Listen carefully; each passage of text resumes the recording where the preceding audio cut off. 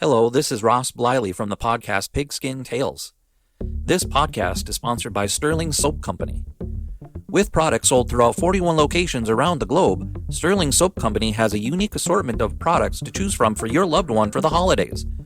Handmade artisan soaps created by Roderick and Amanda Lovin since 2012, these products are affordable and provide great value. Act now and save on your shipping costs. If you purchase $75 or more, your shipping cost is free in the United States. Shop now online at sterlingsoap.com.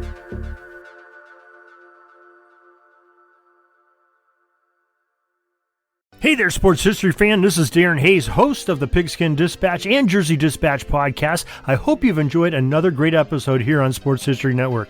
Now, speaking of sports history, this episode was brought to you by Firefly Books, and they have two great ones for you this summer. For basketball fans, they have the NBA 75, The Definitive History by author Dave Zarum, who's appeared on our Jersey Dispatch podcast recently. He tells about the experience, the thrilling journey of the NBA, from its humble beginnings to its modern glory. Uncover the untold stories of triumph, controversy, and the greatest stars of the game. This isn't just a book. It's courtside seats to over 75 years of NBA history. And for the golf enthusiasts, swing into The Golf Round I'll Never Forget by Matt Adams. Relive 50 of golf's most memorable moments through the eyes of the legends themselves. From Garcia's triumph at the 2017 Masters to Nicklaus' miraculous 1986 comeback, it's the closest you'll get to walking the fairways with golf's greatest. Get your summer read on. Grab a copy of NBA 75 or The Golf Round I'll Never Forget, available online or at your favorite bookstore. This podcast is part of the Sports History Network, your headquarters for the yesteryear of your favorite sport. You can learn more at sportshistorynetwork.com. Hello, sports fans. Welcome to another edition of Yesterday's Sports on the Sports History Network. Today I'm here with our fearless leader, Arnie Chapman. We're doing my 250th podcast today. Hard to believe that I've already done 250 podcasts, but well, we've enjoyed it, and so Arnie decided for the 250th episode that he would ask me some questions, and so whenever you're ready, Arnie, you fire away with the questions. All right, well, Mark, thanks for inviting me here for the 250th episode. Like I said, I'm just honored to be a part of it. It started a long time ago. You were one of the first members of the Sports History Network that wasn't the Joe Z's, if you will. I was looking up your first episode. It looked like we dropped your trailer for the Yesterday Sports on July 22nd of 2020. So we are officially more than 5 years of constant releasing of episodes. When you first reached out, I can't recall. I think it was through the website, but I do remember our conversation when I was driving to the chiropractor, if you will, and I remember talking to you about thinking of starting a show. You mentioned like you had been an author. You showed me the articles that you had written so far and things like that. But I never thought that it would go 5 years like it has. 250 episodes the way it is. That's a pretty impressive feat for you to stick with it that long.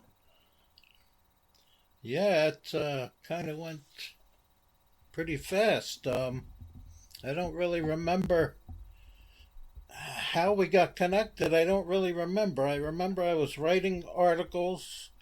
My wife got tired of hearing my stories, and she told me, why don't you write some articles? So I started writing articles, and I was putting them up in various places and on the internet. And I don't really remember. I remember we were talking on the phone, but I don't really remember how we connected. But yeah, you told me that you were just starting up the Sports History Network, and you asked me if I'd be interested in doing podcasts, which is something I had never done. So it was a little intimidating at first, but it's been a lot of fun, and I've certainly learned a lot. I didn't really know, what I was doing when I first started. I didn't really, I didn't really know that much about it, and there was a lot of technical issues to work through. But you know, I think I've learned a good amount, and it's been a lot of fun.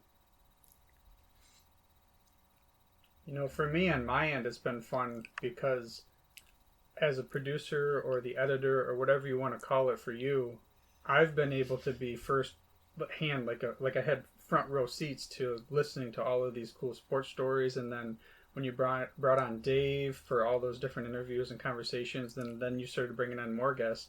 For like I said, for me, it's kind of cool because I'm able to learn about these different stories I may never have heard about before. And I guess if there's anybody out there that was interested in doing like you have and starting a show, but they do have that intimidation factor, like what kind of advice would you give them? Oh, I'd say you just gotta do it. You gotta give it a try. Like anything else in life, you're not gonna know unless you try. Uh, my first few episodes, I was a little nervous, and that's like with anything in life. You can't be intimidated. You just gotta jump in and see what it's all about. You're not gonna know unless you try, right? So I tried it, and I even though I was not really, I didn't really know that much about it. I found out that it was enjoyable. It was enjoyable to be able to tell the stories to people that were actually interested, instead of you know telling my wife and people that people that aren't really interested in hearing it. This is a good platform to reminisce about the games that you watched when you were in your youth. All these games that I watched when I was a kid, and it's just fun sharing it with people that are actually interested in it. Yeah, and I guess I could tie this in right here, but it was also for me really neat to see you reconnect with Dave for those first episodes to talk about your love of the '70s Cowboys, and then of course some other things like the boxing and stuff like that. But how did that even come about? How did you reconnect with him, if you will? Well, we had kept in touch a little bit. We like a lot of friendships, you get involved in your own life, and you kind of lose track of each other. But we would. I still had his email. I still had his contact information. So I decided to contact him, because if there's anyone that likes telling these stories as much as I do, it's Dave. So I had his email, so I figured, let me see if he's interested.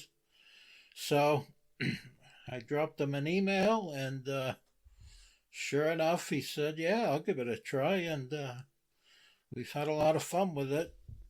And I think I told you, how we first met. That was quite a few years ago. That was, let's see, it's got to be over 30 years ago. We first met. Uh, I heard him on sports radio. WFAN was the name of the station. And he would call up. I was working second shift at the time. So on my way home from work, now I would be getting home. I would be driving home from work sometimes at very odd hours, like 1 o'clock in the morning. And I turned on the WFAN, and I heard this guy calling up the station. He talking to the host was Steve Summers, and they had a good rapport. And I found out that Dave knew his sports history, and he was a Dallas Cowboy fan, like I was from childhood. So one thing led to another. I went. He had him and his brothers had a Carvel ice cream store in Connecticut, where he lives. And I went to Connecticut to see his store, and he had, the walls were just filled with Dallas Cowboys pictures and memorabilia, and so we hit it off right away. He was one of the few people that was as passionate about it as I was. Yeah, and that's kind of neat too, like you said earlier about, just try it. Like you said, hey, I heard this guy on the radio. I found out how interested and passionate he was, and then from there you're like, I'm gonna drive down to Connecticut and I'm gonna go see him at his ice cream store. Yeah. Well, but you guys have very good chemistry on the podcast. Like you kind of have more of that mild-mannered type of personality, where he's definitely what in my head from the Midwest I think of a New Yorker and everything, but it blends really well when you guys share your stories. Yeah, Dave gets pretty passionate about it, and yeah, he's a little more what's the word, like gregarious. He's got the personality. You could see, someone like that. That's why he would call up the radio station, because he had the personality for it. And the host, his name was Steve Summers, and they really they had a very good rapport with each other. Yep, yes, so. I mean, then it was neat how going back, I think it was right before Christmas or something, how both of you, your favorite player, with Bob Lilly, and then you're able to bring him on the show like kids at candy shop. It was kind of neat to see that. That was just you set that up. I that was just like, a dream come true, because we had both met Bob Lilly. I think I met him 2 or 3 times, and Dave met him 2 or 3 times. And then one time we were at a card show, one of those sports memorabilia shows. Me and Dave went together. We met at the show, and Bob Lilly was one of the guys there signing autographs. And before the show, they had the Doomsday Defense. The front 4 of the Doomsday Defense. They were there signing autographs. And before they started signing, I had my Bob Lilly jersey on. Somebody tapped me on the shoulder and said, hey, I see that you're a Bob Lilly fan. I said, yeah, since I was a little kid, a Bob Lilly fan. Oh, he said, look over there, Bob Lilly's right over there walking around.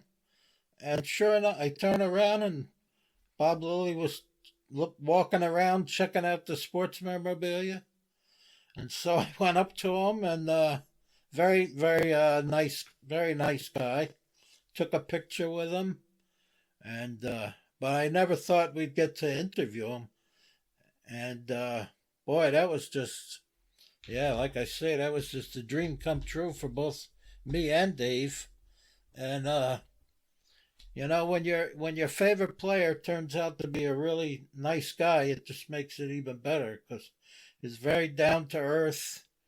His wife was there helping him. She kind of sets everything up for him and helps. I think she's a little more, computer savvy. So he must have stayed on with us for. I think we had 2 separate. The first interview. We ran out of time, so the first interview was only a half hour. But the second one, I think we did at least an hour and a half.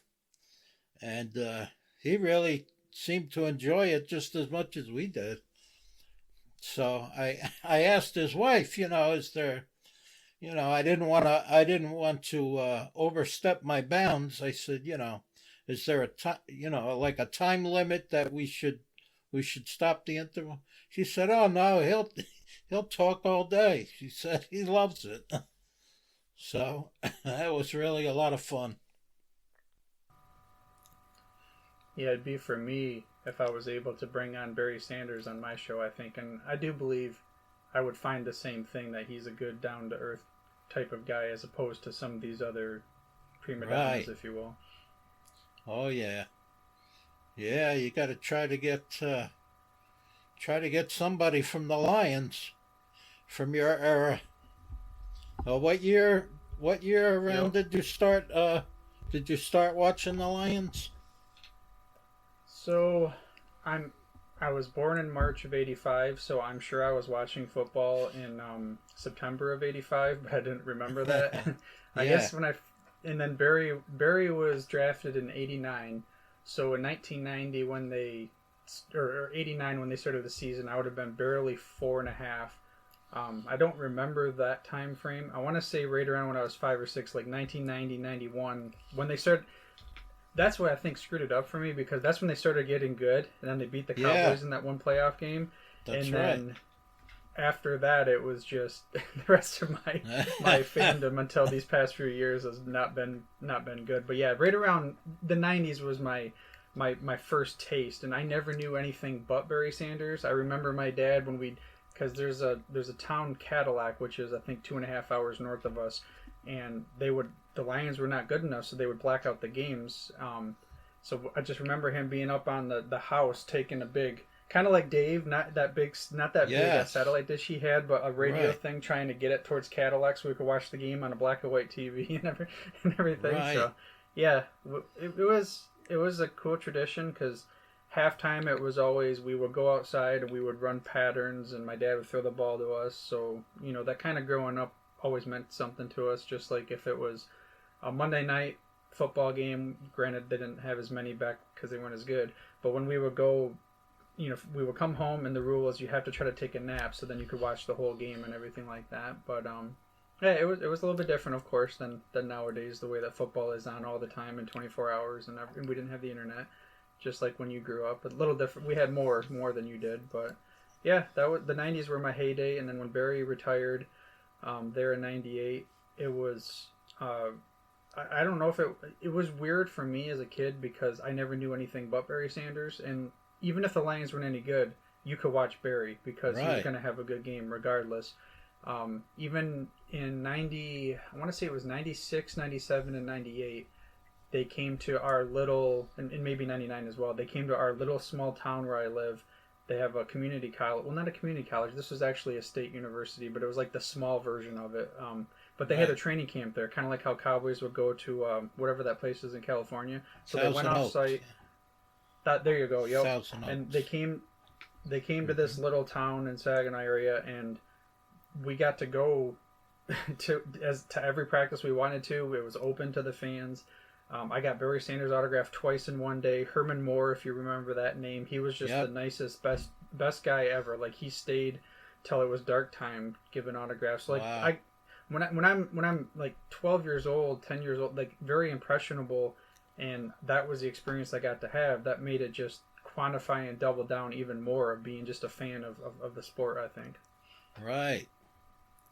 Well, that's good to have those memories. That's what this is. That's what makes the Sports History Network so special, is because some people,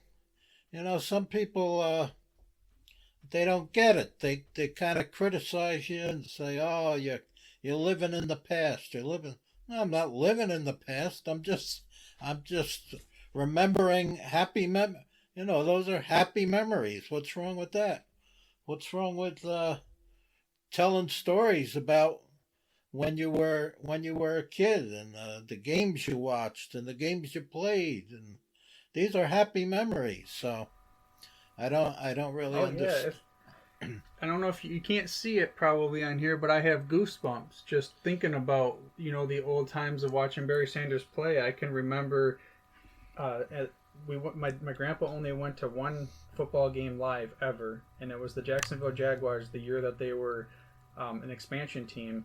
and we beat them 44-0. And there was a goal line stand where they had their starters, and we had like our third stringers. They went for it on 4th and goal, and we stopped them in the end zone that we were sitting. Again, that's my only time my grandpa ever went to a game. Fortunately, he passed away before they had a chance to win the Super Bowl. But every time they are getting close, we say this one's for Gramps. So, but yeah, that's all, and that's how he would answer the phone.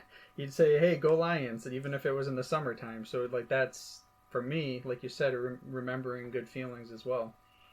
That's right. That's what it's all about, and that's what makes this so special. And how many people do we have now?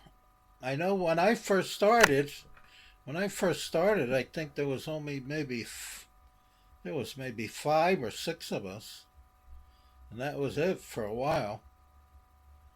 Yeah, when you started, you were technically the 3rd show that joined the network, because we had Josie and Josie, and then Darren with Pigskin Dispatch. He had already started his show, but he brought it over to the network sometime after you had launched your episode. So then we were at around 5, and then Jeremy McFarland, Football's Family, he came on not too long after that.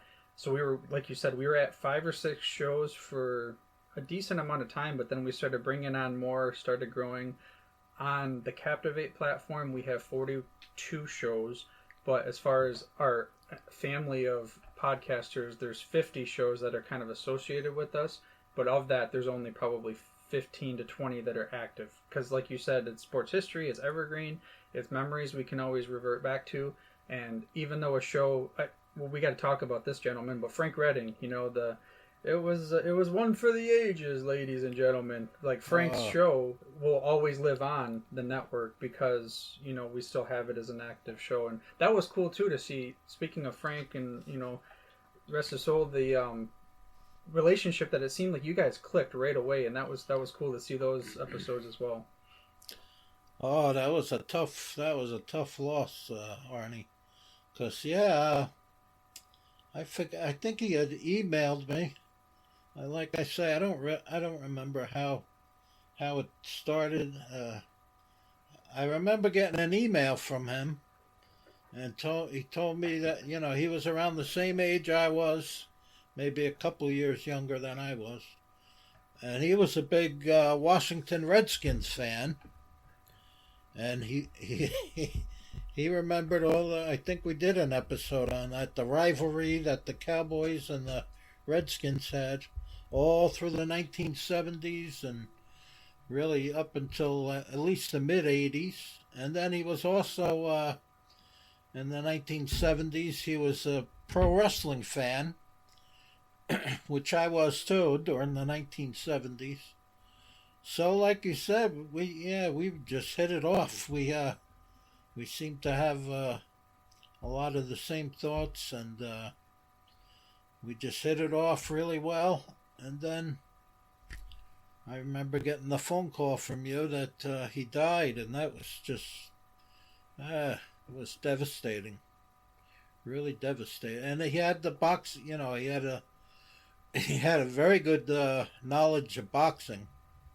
I think he even did a little he said he did some training, worked as a trainer for a few local boxers. Yeah, he had a really good knowledge of boxing and pro wrestling, and the episode we did about the Redskins and Cowboys rivalry. But yeah, that was a lot of fun, and it's a shame that he died. He died young. So I'm sure God has a special place for him in heaven. And the show, like you said, the show lives on. Yep, and for the listeners, if you would like to go listen to Frank's show, it's called Ringside with Redding, Boxing History from Yesteryear. Yeah, that's a really good show. Unfortunately, he didn't get to do that many. But the ones that he did, were really good. Yep, and like I said, he was the one every time he had that It was one for the ages, ladies and gentlemen. That rings in my head. Kind of like with you and Dave. Dave's always, Mark, it's unbelievable. Yeah, he was very passionate. He was a lot like Dave. Now I'm thinking, imagine if we could have got Frank and me and Dave all on the same show. Both of them, yeah, they had similar personalities. Dave and Frank, very passionate and really get excited about it. I'm a little more laid back, but that would have been really good if we could have got Frank to join us. One for the ages. Yeah, that would have been a good one. Yeah, that would have definitely been one. One thing that I recently actually, and of course we should probably talk about your other show, Old School No Nonsense Weightlifting History. How you brought your son on. I mean, that's been very cool too, and he's extremely knowledgeable in the sport and the history of which it was surprised me how knowledgeable off the top of his head he was. Yeah, I don't know why I didn't think of it earlier, but I'm glad I finally thought of it. That boy, I should have my son on, because like you said, I don't keep up to on the newer guys. He really kind of got me back into it. I told him all about the guys from the guys that I watched. I'm talking about the top guys in the world, guys that won medals in the Olympics. So I would tell him about all the guys from the 1970s and the 1980s, and then he kind of got me updated on the current lifters. I didn't really know too much about. So he got me updated on the current lifters, and yeah, like you said, I was even surprised, how much knowledge he had. I guess he must have done his research, and he's really passionate about it. He doesn't compete. He did compete. I forget how old he was. I guess he was around 17. So he competed for a few years when he was like 18, 19, 20 years old. He competed for a few years, but he's had a lot of injury issues. What do they call it? Meniscus. Both knees. He blew out his meniscus, and but although he doesn't compete, but he still really enjoys doing it. He enjoys Olympic weightlifting, which is for those that don't know, it's primarily the snatch and the clean and jerk, and he's really passionate about it. And so I'm glad I got to do those shows with him. That was a lot of fun. And especially the one where we talked about, how much the sport has changed from the time when I was competing. I competed all through the 1980s, and just like every other sport, there's been so many rule changes and changes to the equipment and changes to just everything. Everything is so different. So that was a lot of fun, just talking about comparing how it was back when I was competing and how it is today. It's in some ways it's better, and in some ways it's not. Like every other sport. Right, yeah, and I mean that's kind of a common theme. Like you said, they try to make changes for what they think are going to be better or maybe more fan friendly or whatever it is, but then like football, and like you always talk about, the 70s is probably the best era in your mind. It kind of takes away from some things as well. But for the The one with your son, I think the story I like the most, I forgot what it was, but you talked about, was it shoes or a belt or something where you sent money across seas and you didn't know for sure if you were going to get it back and actually get the product or not because you had to get some Yes, that was the lifting shoes at that time when the first year I competed was 1981, and weightlifting shoes were very hard to get. You couldn't just go to a sporting goods store, and of course there wasn't any internet, so where the heck do you get a pair of lifting shoes? So I wound up ordering those through a magazine. It was an ad in a weightlifting magazine. But that one I didn't have to go overseas. That one I think I ordered those from Minnesota. But the one you're talking about was lifting the singlet, like wrestlers wear. Not exactly the same, but same idea. You know, the wrestlers wear what they call a singlet, and the weightlifters wear a singlet. And they had come out with Adidas singlets in the early 80s, and I really wanted to get one. And I had to go through a weightlifting magazine. I saw an ad in a weightlifting magazine, but you had to go to the bank and have the I think it was called a bank transfer, because England, of course, they're not in dollars. Their money is in pounds. So I had to have it. I remember it was a big process. I had to go to this, and it wasn't just, you couldn't just go to like a local bank.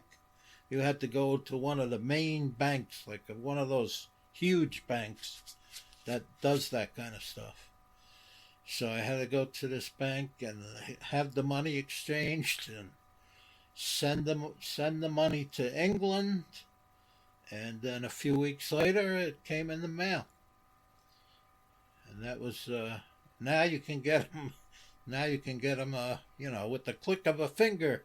You just press a button on the computer, and there you go. You got everything you need. But back then, whoa, that was a battle trying to get lifting shoes or a lifting singlet. Yeah, it's a different world, just like the whole network, what we talk about. I mean, different show, different eras. You don't talk about the really early days, but the times where they didn't even have the equipment, or they're having to share equipment, or I remember Upton Bell telling a story of this is the World Football League when he was the Charlotte, I forget what Charlotte was called, but how they went over to Alabama for a game, but on the way they didn't know what uniforms they were going to have. They had to rent them from the local store. I mean, these are just different stories that nowadays with professional sports, it'd be unheard of. That's true. Yeah, the World Football League, they tried. I give them credit for that. They tried, but it just, you could tell from the beginning, it just wasn't going to work. Because, like you said, they couldn't even get you. I remember seeing pictures. I forget what team. I think it was Memphis. The three Miami Dolphins. They got Larry Zonka, Jim Kick, and Paul Warfield. They got them all to sign with Memphis. I think that's who they signed with, Memphis. And I remember seeing pictures in Sports Illustrated where their uniforms didn't even match. Like they had the numbers were different, and the colors were different. They couldn't even get the uniforms to match correctly. But like you said, if you go back to the 1920s, the 1930s, the 1940s, there was nowhere near the amount of money in the NFL that there is now. So these guys, They didn't have the best of equipment, and sometimes, like you said, they couldn't even get, it was a struggle just to get a pair of shoulder pads or your helmet. If your helmet needed to be replaced, it wasn't such a simple thing. And I remember even in you could even, I don't think you've ever been to the Pro Football Hall of Fame, right? Oh no, I've been there a few times. Oh, you have been there. Yep. Okay. One thing I really amazed me when I went to the Pro Football Hall of Fame. They have some jerseys on display. They had Bart Starr's jersey, and it wasn't even like, I think the first time I went was wasn't that long ago, probably around 25 years ago. It was the first time I went to the Pro Football Hall of Fame. They had Bart Starr's jersey, and it wasn't even in a case or anything. You could just go up and touch his jersey, and the jersey had you could see where it was sewn. Like if the jersey today they get a little rip in their jersey, they take them to the locker room, and they got another jersey in 2 seconds. They replaced the jersey. This was Bart Starr played mainly during the 1960s, and he was one of the best quarterbacks in the league. And you look at this jersey, and you could see where it has sewn up in a lot of different areas, like where the jersey got torn, and they didn't give him a new jersey. They sewed it up and gave it to him for the next game. Yep, different worlds. And that jersey's, I don't know, I think it's still on display at the Hall of Fame. We had, this is not pro football, but we had a guy, when I was playing high school football, we had a guy on the team, and his older brother, this guy was on our team, his older brother had been the quarterback. So his brother was maybe 3 years older than him, 3 or 4 years older than him. And his brother was the quarterback. And one time during the game, he had a serious injury. A pretty serious injury where they had to cut off his jersey.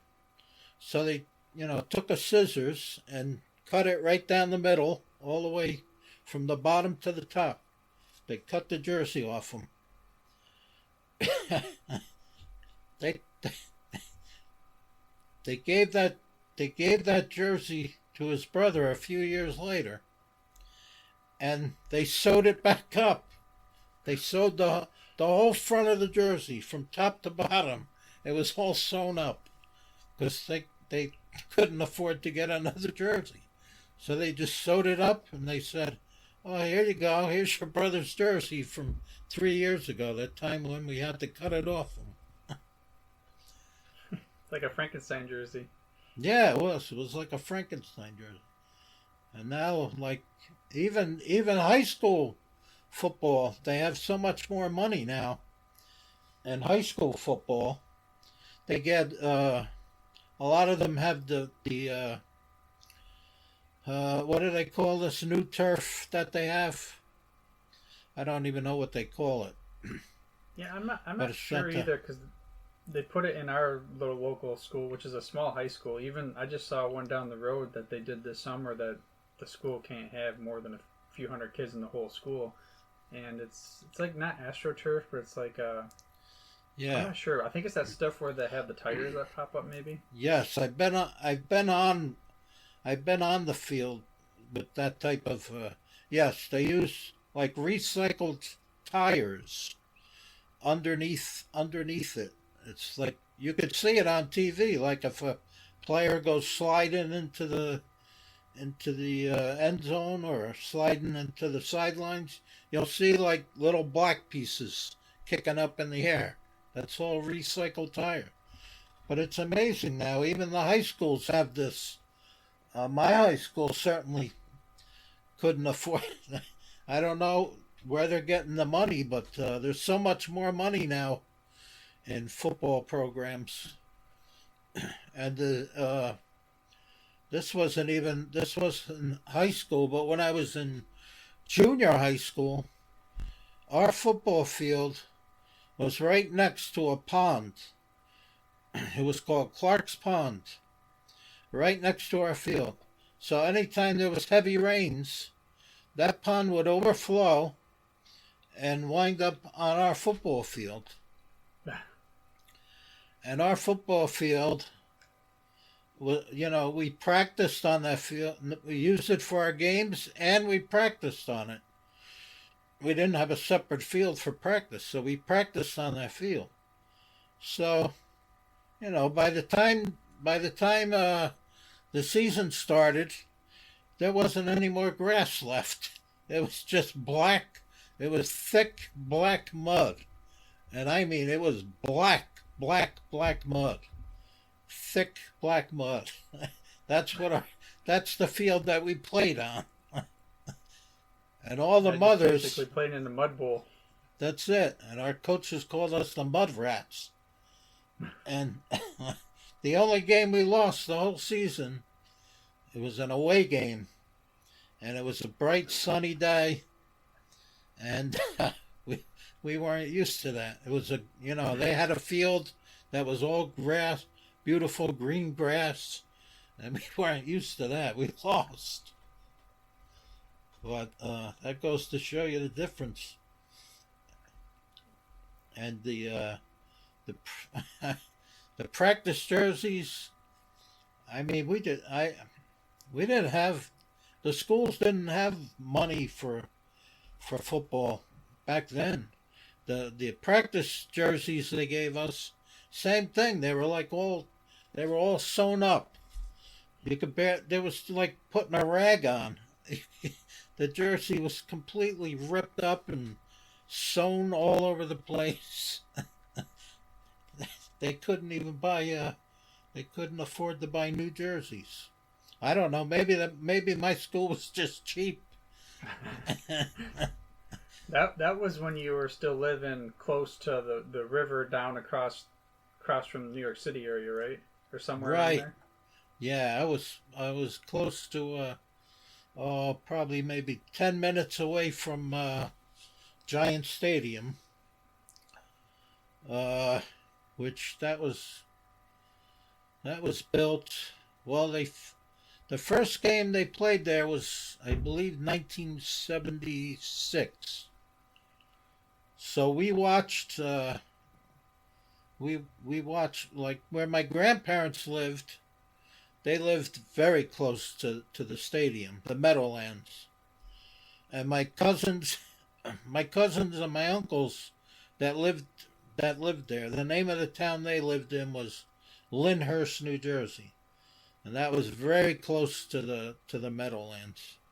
And they would go rabbit hunting there before they built the stadium.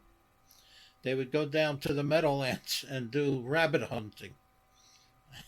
And so me and my brother, anytime we went to my grandparents' house, we would go to this area where they had it fenced off, and we would watch them. We would literally watch them building the stadium.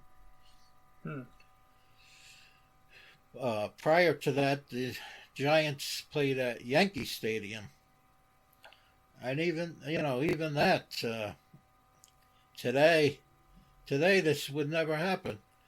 The Giants were playing in Yankee Stadium.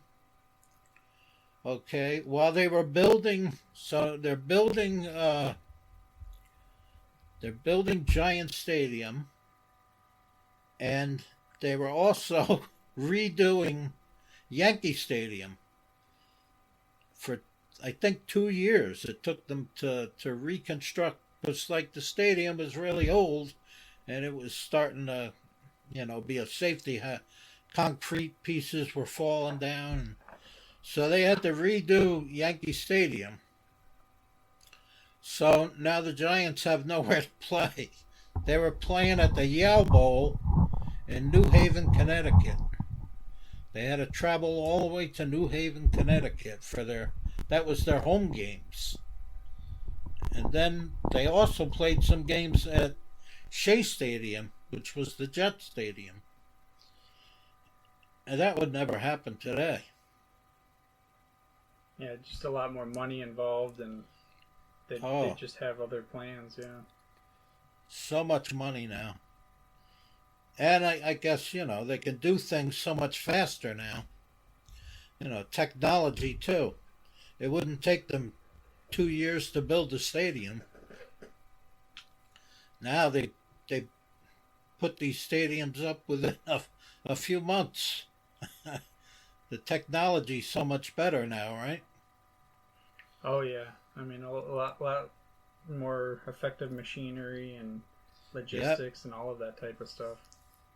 Yep, that's what it is. But it sure was different. That's a good point too, because you talked about Yankees, and I know if that the listener has heard numerous times on this show, whether it's listening to your solo episodes or even your talks with Dave. But so you were a Yankees fan, but then how did you become a Dallas fan of all things, even though you're in the New York area? Well, I think it was mainly because of my older brother. I was kind of I probably started getting interested in watching football around 1969. So I was about 7 at the time. And I was kind of a Giants fan. I didn't really have any... Oddly, I wasn't really interested in the Jets. And the Jets had just won the Super Bowl. So I'm not sure why I wasn't interested. I think it's because they were still AFL. And you didn't really hear too much about the AFL. Like in my neighborhood, all the fathers, the fathers grew up watching the Giants. And there was no AFL. There was no Jets.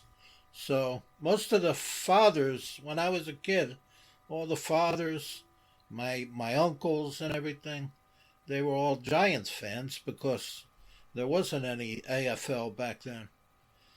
But I kind of liked the Giants, but the Giants at that time, in the late 60s, they did not have good teams. They were pretty bad. They didn't have good teams. They had some really bad teams. And my brother became a Cowboys fan from watching the famous Ice Bowl game, or the infamous Ice Bowl game between the Packers and the Cowboys. He became a Cowboys fan during that game. He was watching the game with my father. I was still a little too young I was probably only about 5 at that, maybe not even 4 or 5. He became a Cowboys fan during that game. And he became a big fan of Bob Hayes, the receiver. Bullet Bob Hayes. He won the gold medal. I think he's still the only player that won. He won a Super Bowl ring and a gold medal in the Olympics. So my brother became a Cowboys fan. And he kind of talked me into it. He said, What do you want to watch the Giants for? They stink. Why don't you become a Cowboys fan? But so I did. I became a Cowboys fan. But at that time, in the late 60s and early 70s, they were the team that couldn't win the big one. They called them the choke artists, because they had lost 5 years in a row in the postseason. They lost to the Packers 2 years in a row. Then they lost to the Cleveland Browns 2 years in a row. And then they lost to the Colts in the Super Bowl.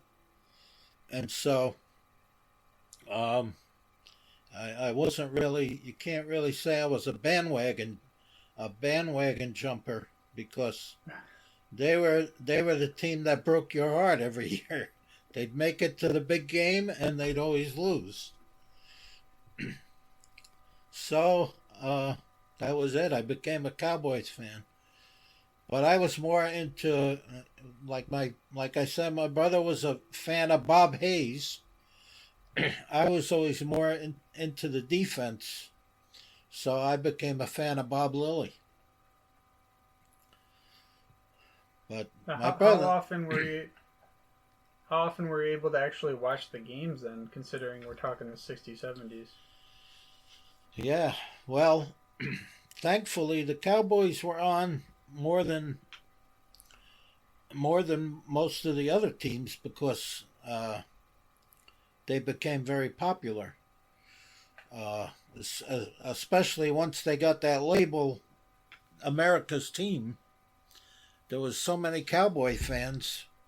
So, they would always have them on Monday Night Football. And then anytime there was a doubleheader, they would have the Cowboys on. But they didn't always have doubleheaders back then because I think the rule, they still had the blackout rule. So a lot of times we would get the Jets game and we would get the Giants game. And that was it.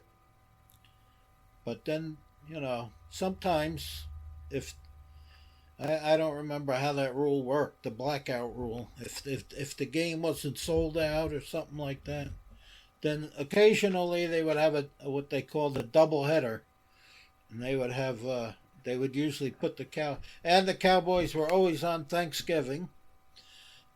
So thankfully they were on TV quite a bit, but still there was still a lot of. At that time, it was only 14 games. So, out of those 14 games, we might have got to see them on TV maybe 5 or 6 times. And the other games you didn't even get to see.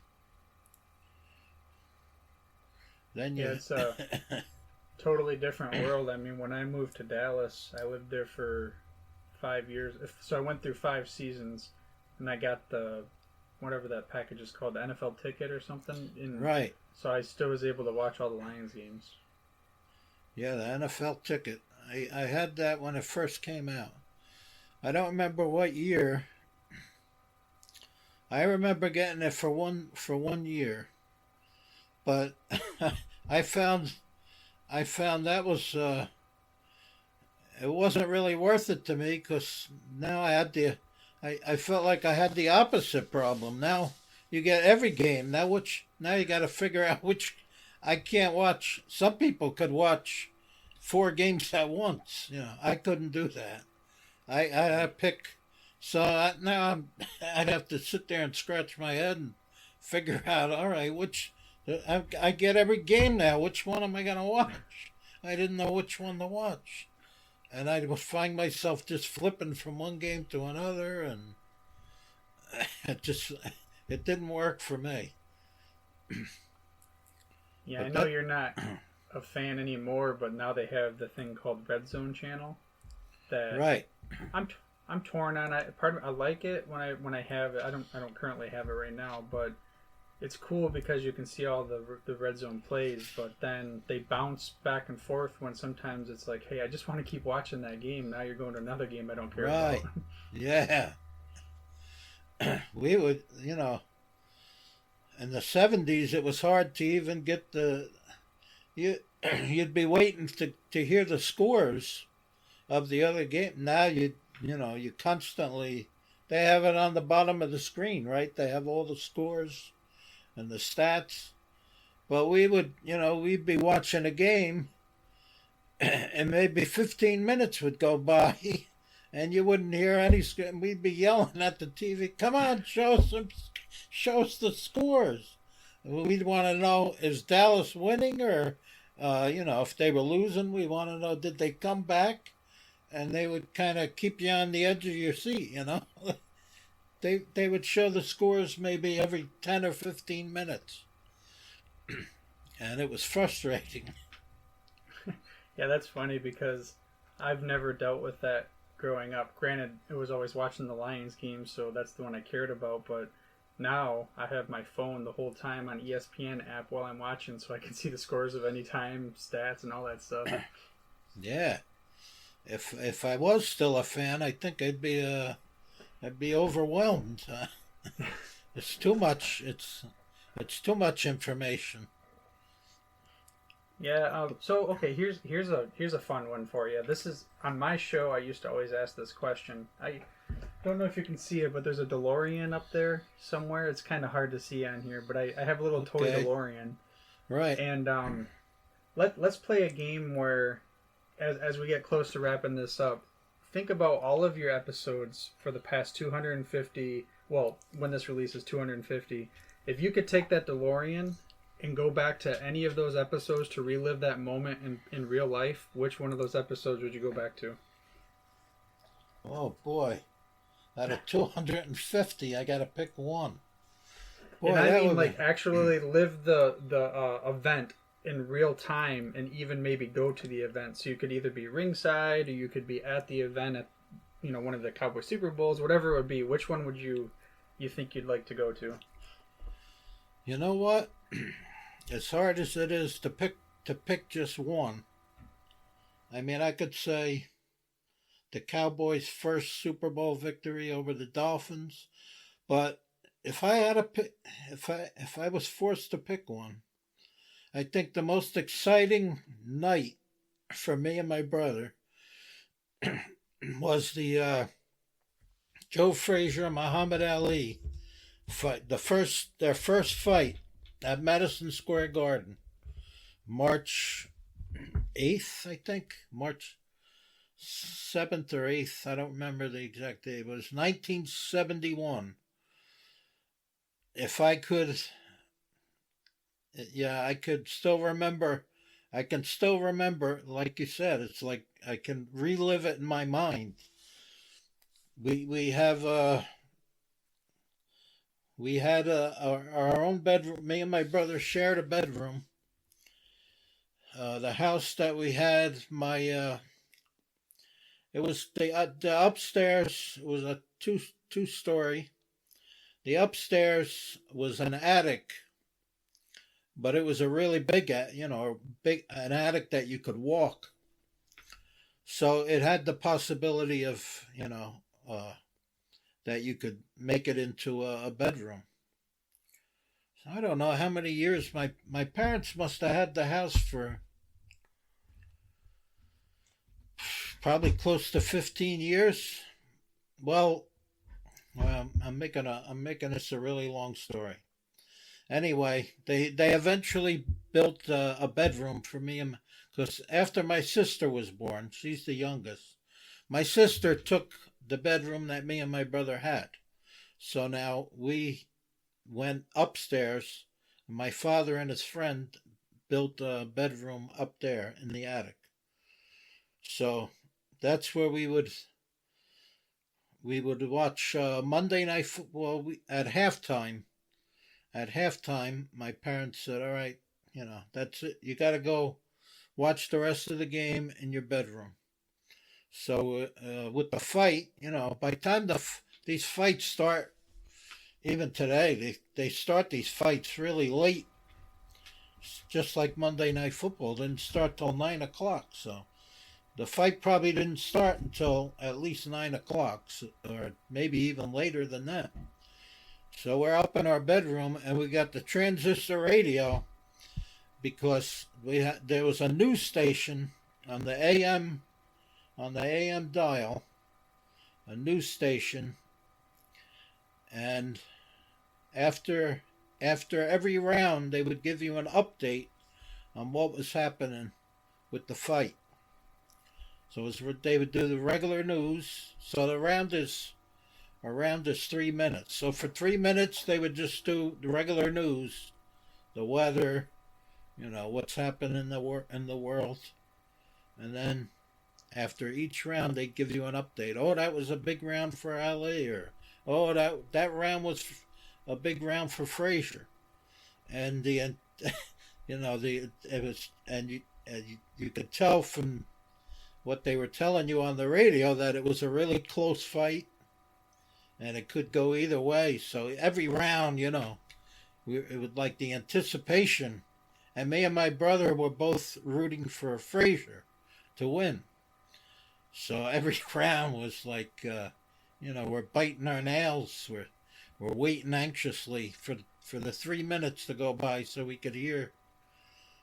And then somehow my mother found out before we did. My mother knew we were up there pacing the floors. She could hear us. We were up there pacing the floors. And somehow she found out before we did. When the fight was over, she yelled up the stairs. She said, "Frazier won, unanimous decision." And me and my brother just went crazy. We were jumping up and down and celebrating.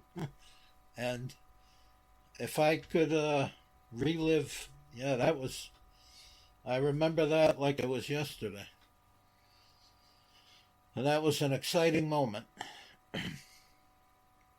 That's also cool that you were able to live that with your brother, and you guys had that childlike wonder, and you both would be able to look back and like, hey, that's something that was so great from our childhood. It'd be cool if you would be able to, go together to that game or go to that fight and actually be ringside to experience it in real life, in real time.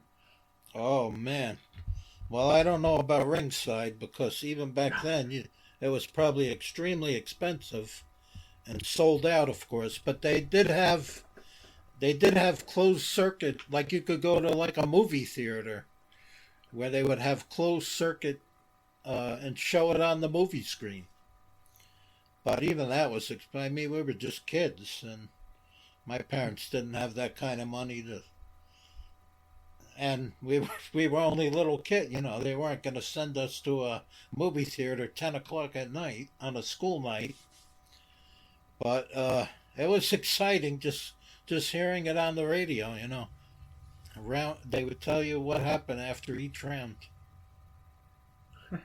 Yeah, well, I'll tell you what, because this is a DeLorean question, we're breaking the rules of time travel. I think we could find a way to make sure we could pay for you to go to the fight as well.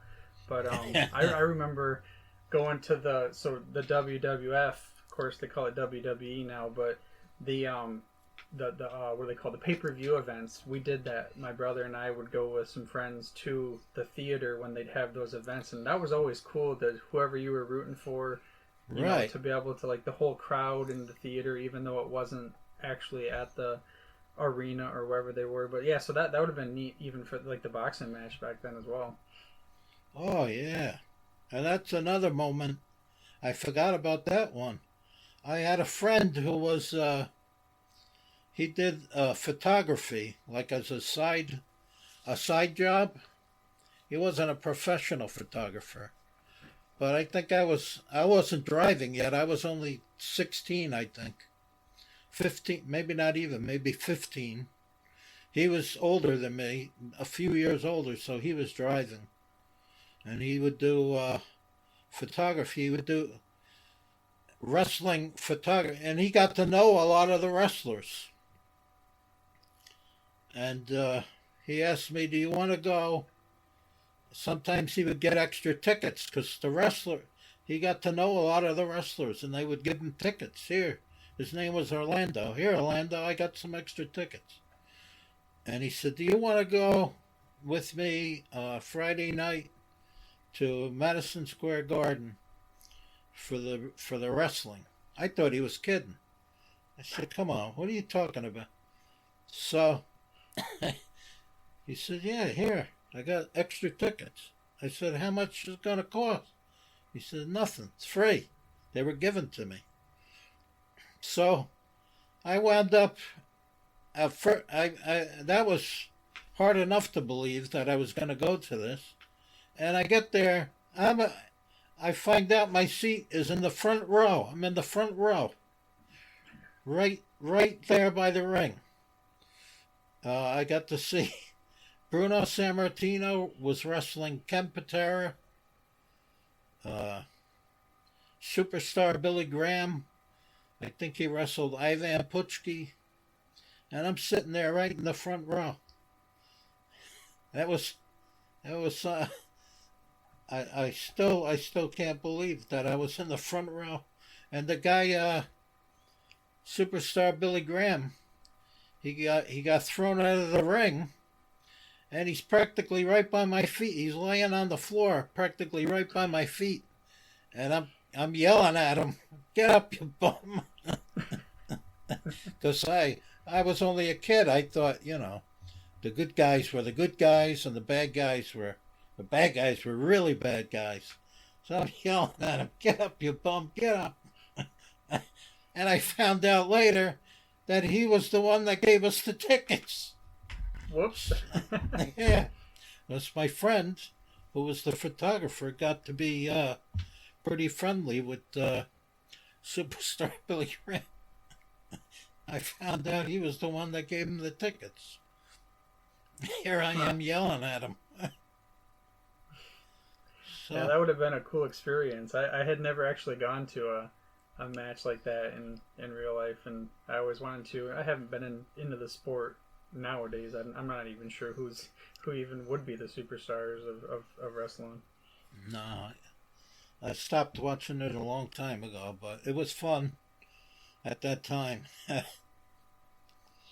So that's oh yeah, and I guess that's a good way for me to say, if anyone wants to listen to some of your escapades of your stories here, there's many on the network on Yesterday's Sports, and I guess I'll kind of lead you with let's go ahead and do your normal sign off, but maybe tell the listener of the show what kind of plans you might have or what they can expect for the next 250 episodes. all right. Well, I try to mix it up.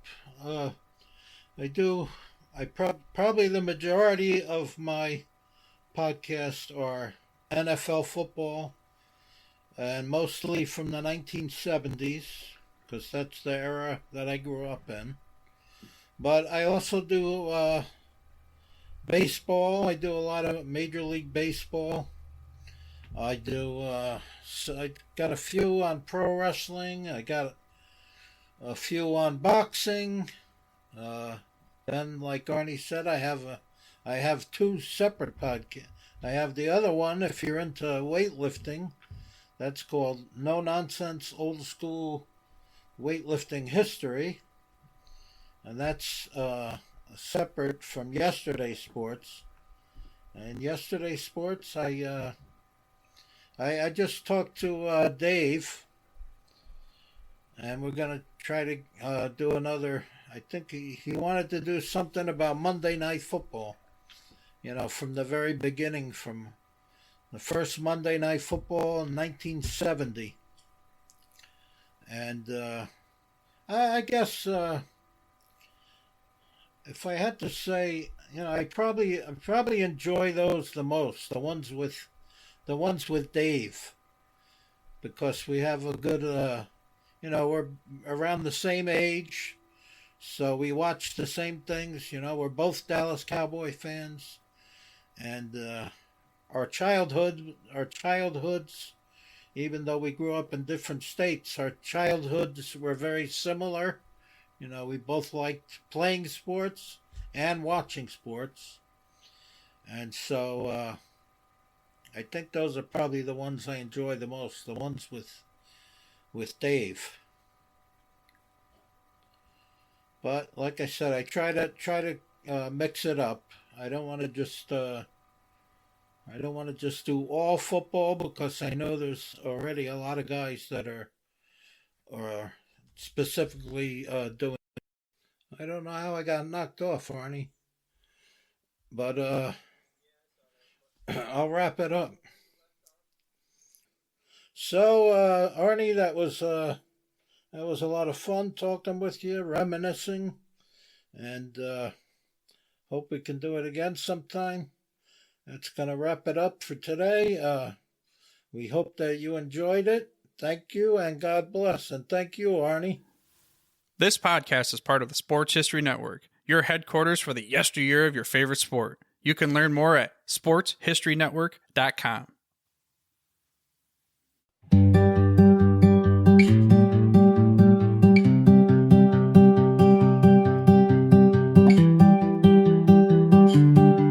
The Sports History Network, where legends live on and the past plays loud. Welcome to the place where history's proud. From gridiron glory to the hardwood stars, from the racetrack heat to Olympic bars. It's the voices, the stories, the moments you miss, told by fans and pros who live for this. Hook and Themic, the Sports History Network, where the past comes alive. Podcasts and blogs that keep the flame high.